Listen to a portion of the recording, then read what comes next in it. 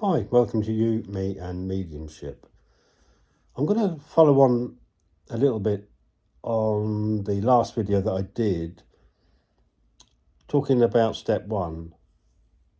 So talking about what do I do initially to try and make contact with spirit world. It's funny given the world of spirit all these different labels. It's very strange because it is a kind of natural thing. Obviously we need to know what I'm talking about, but we talk of spirit world as if it is a separate place, whereas it isn't a separate place. It is around us, it blends with us, it is part of this existence, if you like, this place. So it's not spirit world as such, it's across the veil, kind of next door, if you like, in one sense. So it is an atmosphere, it is an energy that vibrates around us, that merges with us, that can communicate with us on a natural level. So we need to stop perceiving it to some degree as another planet out there somewhere, because it simply is not. There are levels of vibration, there are levels of existence that kind of interlap, if you like. They all overlap to some degree. So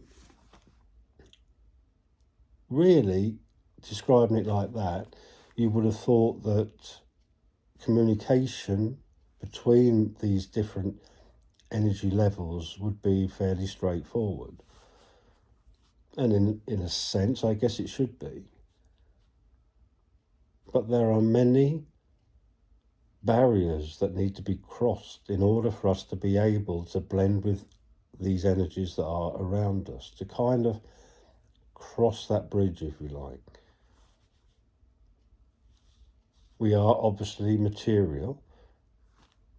We are obviously vibrating at a much lower level. So there's two barriers. We are very much influenced by mind. That's another barrier. There are a number of barriers, and some of these barriers we may not even totally understand or even be capable of taking on board. They could be well beyond our understanding, and if, for argument's sake, we had direct contact with spirit world where we could get an answer as to what are these other barriers that are preventing us from communicating with you, I guess to some degree they'd probably explain it and we'd probably be totally baffled by it, because there's only so much we can comprehend whilst we're in this state. I think that's probably a lot of the reasoning behind why we don't know all there is to know, because we simply cannot comprehend it. So anyway, enough of that. So when you've spent enough time sitting for self, for spirit, and you start to feel that presence, you start to maybe see images of maybe loved ones, or sometimes, or many times, there's images of energies or faces, if you like, that you do not know. So where do we go from here? We start to see images. We start maybe starting to sense words coming through to us, maybe statements. What do we do from that point? What we do from that point is we absorb the energy. We just allow it to wrap itself around us. And as those images come in, as those whispers come in, as we start to sense that presence, at that point is when we can start to question. When we're at that point, I think it's important that when the time comes and we get that very first impression of spirit, we get that very first image, if you like, that very first statement. I think it's important sometimes just to give thanks and to let it go, not to question it. But when we're at the point where this is a very regular occurrence, we sense spirit, we're sitting, we're absorbing that energy, that beautiful energy that surrounds us. At that point, we start that line of communication. We send out that loving question, may I ask who is with me? Is this my guide? Please don't read off a list of questions. A couple of questions is more than enough, and just absorb the answer. When I say that, those that are working mediums will understand that. You absorb, you sense, you feel the answer. If you're very lucky, that will come as similar to a voice, but you will sense the voice, you will sense the words as they come to you. So, like I said, don't give a list of questions. Be happy and sit with a single question if you like. And you can sit with that on more than one occasion. You can ask, I would like to know who's present with me. Are you someone who will be working with me? Are you my guide? And just sit with that. You will, over time, build up that rapport with those energies around you. And these are energies that may well help you with your mediumship, with any questioning that you may have for them. And the answers do not always come whilst you're sat in that energy. That's something I think is important to point out. You can sometimes put a question forward and not truly get an answer. It's not because spirit are just ignoring you or being rude or anything like that. You'll be surprised sometimes how those answers can come, and they can come in everyday experience. So you may question maybe a reaction that you had that day and say, why did I act that way? I'm disappointing myself. Why do I act in that way? Why did I respond in that way? May I ask for help with that? And you may find a day, a week, a month later, there'll be a situation that you are caught up in, and you will see somebody reacting to a similar situation that you were in, but you will see them reacting in a different way. And you will think, hang on, that makes sense. That's how I should have reacted. So the answers do not always come whilst you're sat. They can certainly come and cross your path in everyday life. So just be aware of that. Like I said, the spirit world is not another planet. It is with us, it is around us, it merges with us. And they may well answer questions at any point. And you will find that they try and guide us at any time of the day. We've all heard a gut feeling, we all understand what that means. So there's that little nudge. Maybe get that gut feeling about something, it's well worth listening to. So when you are at the point where you are comfortable with sitting within that presence of spirit, when you are aware of that presence, when you sit in that energy and you are absorbing it, and as that presence will become stronger over time, then at that point, start asking questions. Polite, in gratitude, thank them for when you do receive that answer, and start to build up that rapport. And somebody did ask the other day, so if I've got a sitting booked, when do I sit in the power, get ready for it? Well, the answer to that is you don't. Sitting in the power is a place, if you like, where you and spirit energy learn about each other. You work together to learn how to communicate. And other things as well, not just necessarily communication, because like I've said before, there is healing with this as well. There may be certain aspects of your life that you need to heal from, and that will take place. So it's not all about you doing your mediumship or whatever it is that you wish to work with. Like I said, there is an element of healing with this. So get out of your mind, please. The spirit world is like another planet stuck up there in the universe somewhere. It is here and now.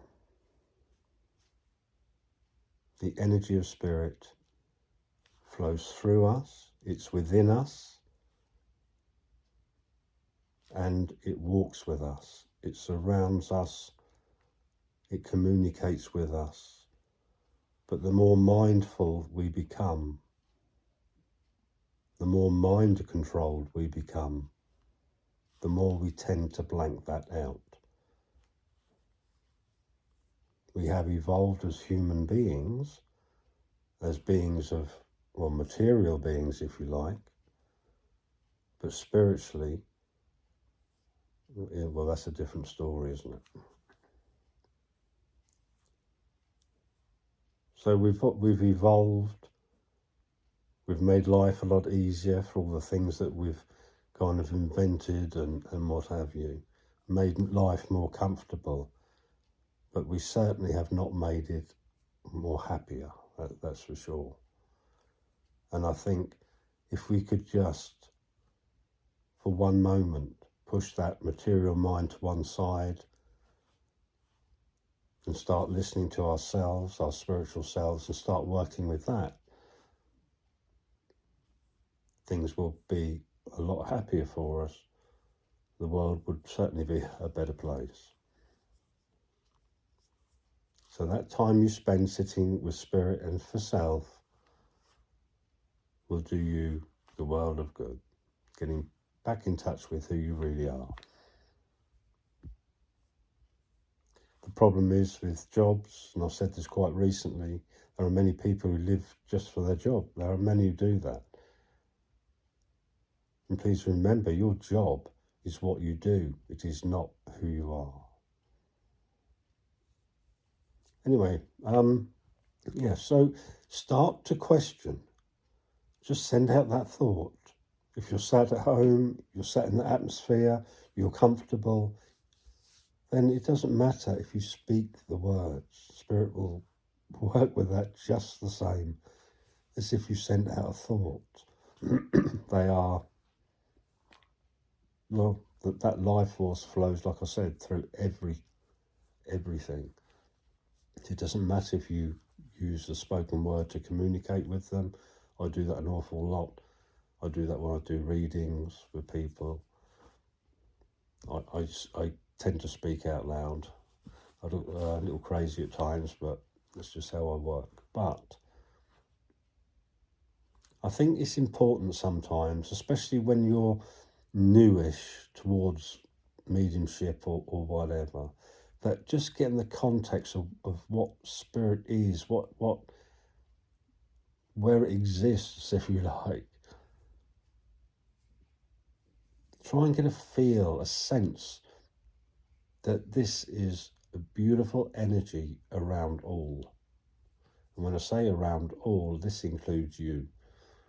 And this also includes that flows through you. Without that energy flowing through you, you would simply be a robot. And that's the last thing you want, really. So, So the next line the next step, I guess, is to open up that line of communication. And as you do that, and as these answers to your questions start to return, then you will start to feel more comfortable with working with the energy, and that element of trust will build. And then you will be out there doing your readings, your demonstrations, whatever it is you do. You will feel more at ease because you will have that knowing and that understanding that they are there. Early on, one of the first things a fledgling will do is, what if I get nothing? What if they don't come? What if they don't work with me? And that will slowly diminish over time, because you, through sitting in that energy, will build trust, and you will know and understand more than anything that they will not let you down. They are always there for you. So I was talking about, wasn't I? See, I go off track, can't help it, getting old. It's not sitting in the power is not a practice that you do before a reading necessarily. You can certainly attune, you can send out that intent, you can certainly do that. But through sitting in the power, okay, which I'm going to keep calling it that because many newbies don't understand when I talk about sitting for self, sitting for spirit. This is sitting for self is my version of sitting in the power, okay? So when you're sitting for self, sitting for spirit, okay, this is basically you learning where you go to receive your messages. Now, that is going to sound crazy, but you will get a sense of that place. You will get that sense of that energy, that atmosphere, that warmth, and it will be a sense that will kind of engross itself within you. It will become natural again for you to be able to link that spirit self with spirit energy, the link of the two energies, your communication link.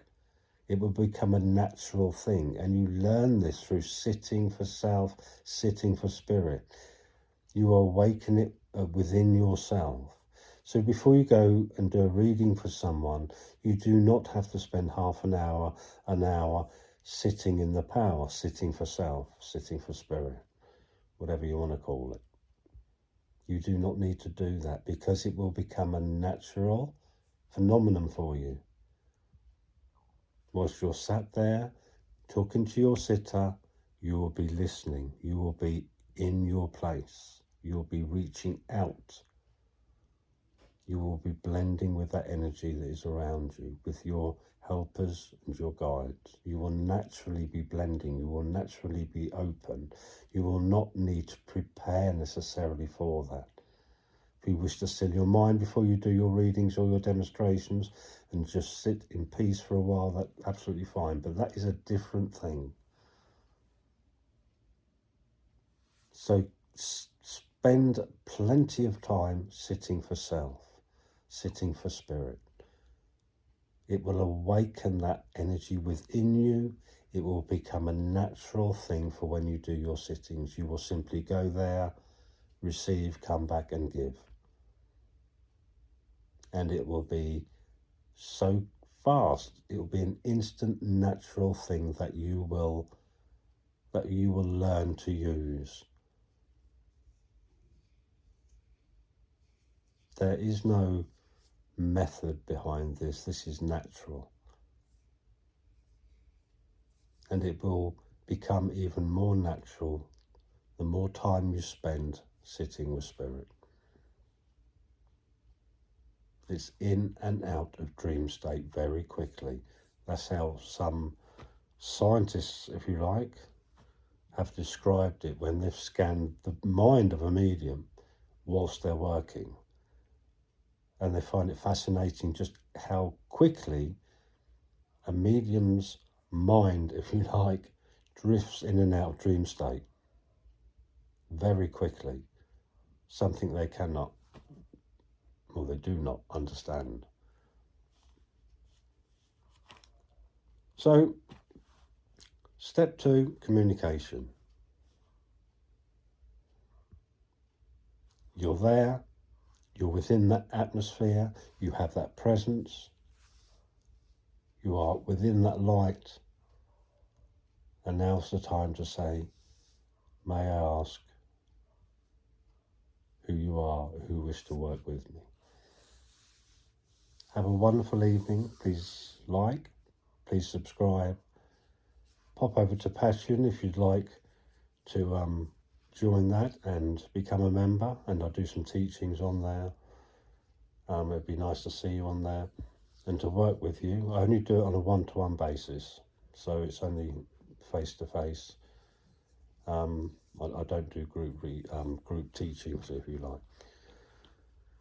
I'm also going to start a new tier, which will be just a one-off, so we can meet if you wish to talk about your experience, your mediumship, or any way in which I can help you enhance that. It's just a one-off, 1 hour, we sit and we have a natter. So I'm going to add that tier to Patreon, so you're not tied up with anything. You just do it for 1 hour in a month, and that's it. But it'd be nice to meet like-minded people and to work with you. So take care, have a lovely evening, and I'll speak to you all again soon. Bye for now.